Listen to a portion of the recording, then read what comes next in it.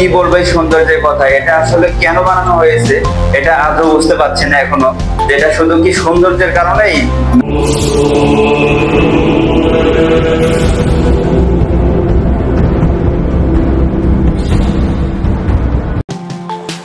ঐতিহাসিক এই জায়গাটি ঢাকা থেকে মাত্র 25 কিলোমিটার দূরেই অবস্থিত। ঢাকা থেকে খুব সহজেই যাওয়া যায় সেখানে, এমনকি দিনে গিয়ে দিনেই ফিরে আসা যায়। সর্দার বাড়ি দেখতে হলে আপনাকে প্রথমেই যেতে হবে গুলিস্তান, এবং গুলিস্তান থেকেই গন্তব্য হবে মোগরাপাড়া চৌরাস্তা, এবং মোগরাপাড়া থেকেই যে কোনো অটোরিকশায় চড়ে চলে যেতে পারবেন সেই সর্দার বাড়িতে। এখানে প্রথমে এসেই আপনাকে প্রধান গেট, সর্দার বাড়ি এবং জয়নুল আবেদিনের সেই জাদুঘর দেখতে হলে 150 টাকার টিকিট কাটতে হবে জনপ্রতি।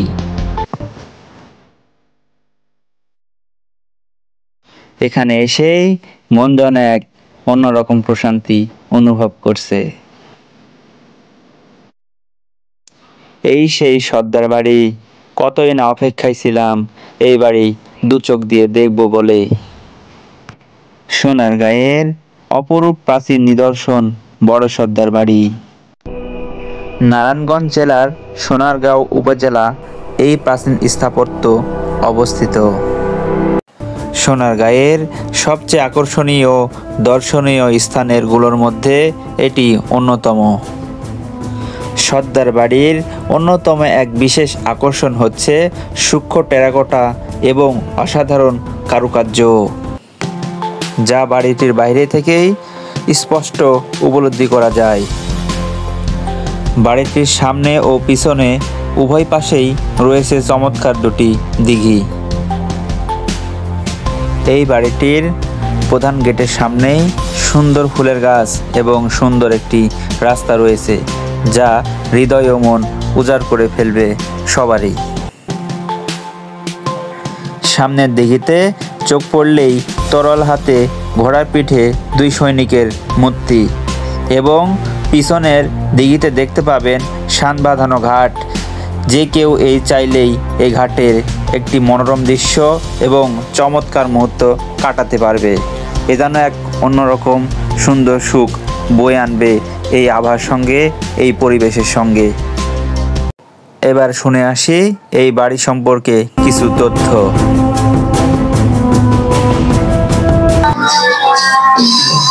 কি মজার যে এই জায়গাটা উপভোগ করতেছি আমরা, এটা হচ্ছে বলে বোঝানো সম্ভব নয়। সুন্দর পরিবেশ, সুন্দর জায়গা, দেখতে মন চাচ্ছে।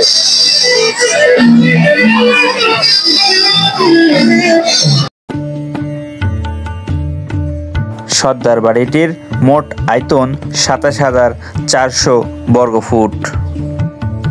বাড়ির দোতলা বিশিষ্ট ভবনের নিচতলাতে রয়েছে 47টি কক্ষ, দোতলায় রয়েছে 37টি কক্ষ। এই কক্ষগুলোতে রাখা হয়েছে প্রাচীন বাংলার হারিয়ে যাওয়া সেই স্মৃতিচিহ্ন। রাখা হয়েছে প্রাচীন গ্রাম বাংলার মানুষের তথা কৃষক, কামার, কুমার, তাঁতি ও জেলে থেকে শুরু করে সকল শ্রেণীর পেশার মানুষের নিত্যদিনের ব্যবহারহার্য নানান সব আসবাবপত্র, যেগুলো বর্তমান সময়ের গ্রামীণ সংস্কৃতির অধ্যয়ন থেকে যা প্রায় বিলুপ্তর পথে। সর্দার বাড়িটি কয়েক বছর আগেও বিলুপ্তর পথে ছিল। বহু সময় ধরে কোনো সংস্কার না করার কারণেই বাড়িটি প্রায় ধ্বংসপ্রায় অবস্থায় পৌঁছেছিল। ব্যাপকভাবেই ক্ষতিগ্রস্ত হয়েছিল এই ভবনটি, ছাদসহ বিভিন্ন অংশ। সেই সময় ইয়াং ওয়ান কর্পোরেশন নামে কোরিয়া ভিত্তিক একটি কোম্পানি বাড়ির রক্ষণাবেক্ষণের কাজে অংশ প্রকাশ করেন। 2012 সালে সংস্কৃতি বিষয়ক মন্ত্রণালয়ের সাথে বাড়িটি আদিরূপ ফিরিয়ে আনার চুক্তি করে তারা। প্রিয় দর্শক, আসলে এটি হচ্ছে সেই সর্দার বাড়ি। মানে এখানে আসার খুবই ইচ্ছা ছিল যে সর্দার বাড়িতে যে এত সুন্দর সুন্দর হলো জায়গা রয়েছে এবং এত সুন্দর যে এর স্থাপত্য, মানে এটা না বলে শেষ করা সম্ভব না। সর্দার বাড়ির যে টিকিট কেটে যেটা দেখতে আসলাম সর্দার বাড়ি, এ হচ্ছে পুরা সর্দার বাড়িটার নকশা। ঠিক এই সিস্টেমেই এই সর্দার বাড়িটা স্থাপিত করা হয়েছে। কোনো এক সর্দার এই বাড়িটা এইভাবে তৈরি করছে। টোটাল নকশাটা হলো এই। এরপরে আপনারা যা দেখছেন এই যে বাড়ি, এই হচ্ছে টোটাল এই সর্দার বাড়ি। ওর সাইডে পুকুর আছে, এ সাইডে অনেক ইয়ে আছে। এই হচ্ছে সর্দার বাড়ি।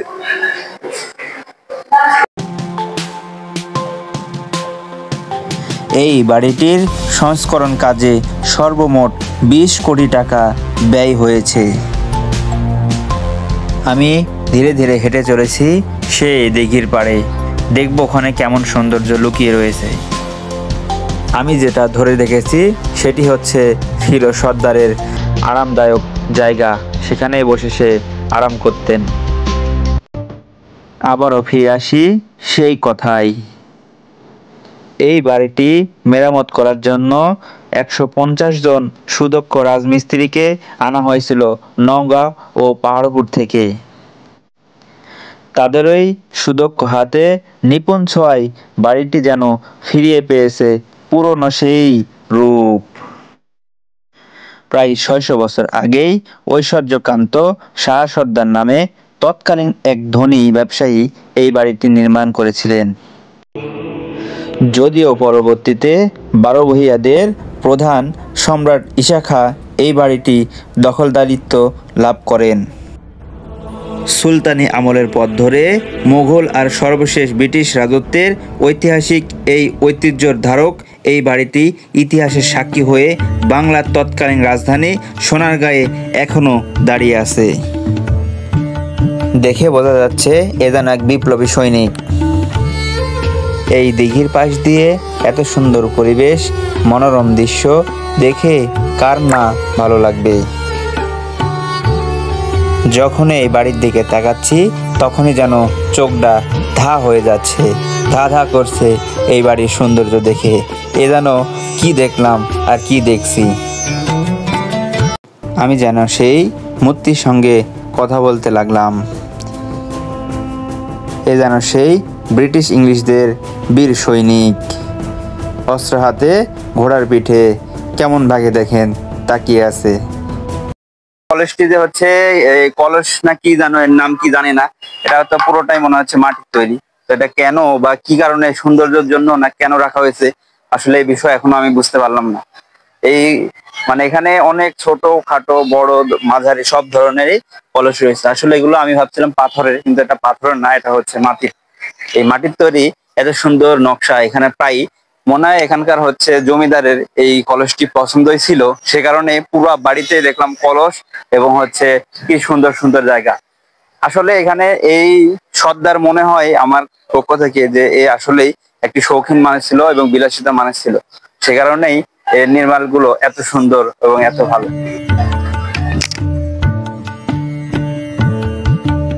আমি এই বাড়িটির অন্য দরজা দিয়ে ভিতরে প্রবেশ করলাম।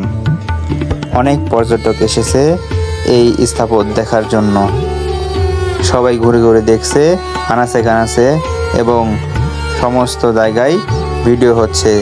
কেউ টিকটক বানাচ্ছে, কেউ ব্লগ করছে, কেউ না আবার ইতিহাস দেখে শিউরে উঠছে। এই বাড়িটির মধ্যে অনেক কক্ষ রয়েছে, অনেক দরজা রয়েছে এবং প্রত্যেকটির কক্ষের মধ্যে একটি করে আকর্ষণীয় জিনিস রয়েছে, যা দেখে 1500 শতকের কথা মনে করিয়ে দেয়। প্রত্যেকটি আগের জিনিসগুলো এখানে খুবই যত্ন সহকারে বাড়ির ভিতরে এসে বুঝতে পারলাম যে এই জমিদার কত শৌখিন ছিল এবং কত ভালো একটি মনের মানুষ ছিল। কারণ এর শখ যেন অন্যরকম এক অনুভূতি রূপ দিয়েছে। এখানে এসে বুঝতে পারছি যে এর ভেতরে এই রুমের এই বাড়ির ভিতরে যে প্রত্যেকটি কামরা রয়েছে, এই কামরার প্রত্যেকটি জায়গায় দরজা রয়েছে এবং সুন্দর নিদর্শন। এখানে আসলে একটির মধ্যে ঢুকলেই বের হওয়ার রাস্তা খুঁজে পাচ্ছি না। আসলে এই জমিটা ছিল হিন্দু, সে কারণেই এর বেশিরভাগই হিন্দু গৌতম এবং হচ্ছে ইয়ার ছবি রাখা হয়েছে। তো দেখতে পাচ্ছেন এখানে হচ্ছে কোরআনেরও ছবি দেখলাম কিছুক্ষণ আগে।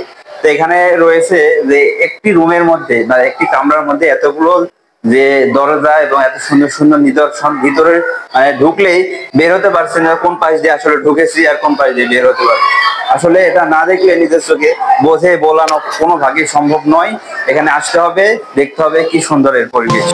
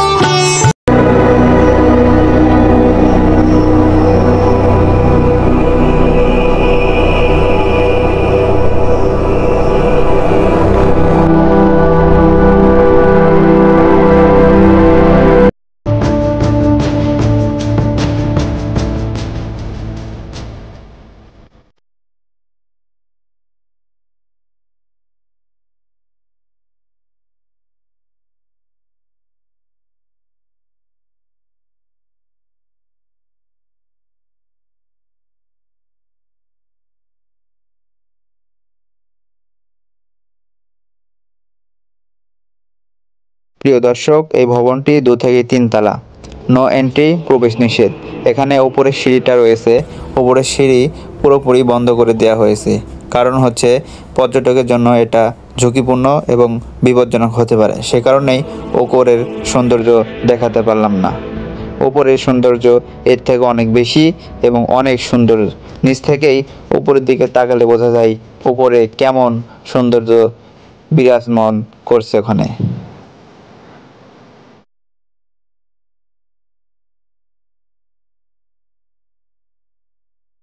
অবশেষে ত্যাগ করলাম জমিদার বাড়ি, কারণ হচ্ছে এখানে আর কতই ঘুরবো। এখানে এত বড় জায়গা যেখানে শেষ করা সম্ভব নয়। কারণ হচ্ছে যে বাইরে অনেক জায়গা আছে যেগুলো এখনো আমরা যেতেই পারিনি। এই জাদুঘরে দেখেন মানে প্রত্যেকটি জায়গায় মানে শেষ করা সম্ভব নয়, যে এখানে সৌন্দর্য এই দেখবো ওখানে এই দেখবো, কোনো জায়গায় নয়। তো সেক্ষেত্রে এখানে বেশিক্ষণ না থেকে আবারও সামনে অনেক প্লেস আছে, সুন্দর জায়গা আছে, ওইদিকে ঘুরবো এবং অবশ্যই সাথে থাকবেন, দেখাবো কেমন সৌন্দর্য এই জায়গাটা। যদি এই ভিডিওটি কারো ভালো লেগে থাকে অবশ্যই সাবস্ক্রাইব করে পাশেই থাকবেন, যাতে ভবিষ্যতে এরকম আরও ভিডিও আপনাদের উপহার দিতে পারি। ধন্যবাদ সবাইকে আমার সঙ্গে থাকার জন্য।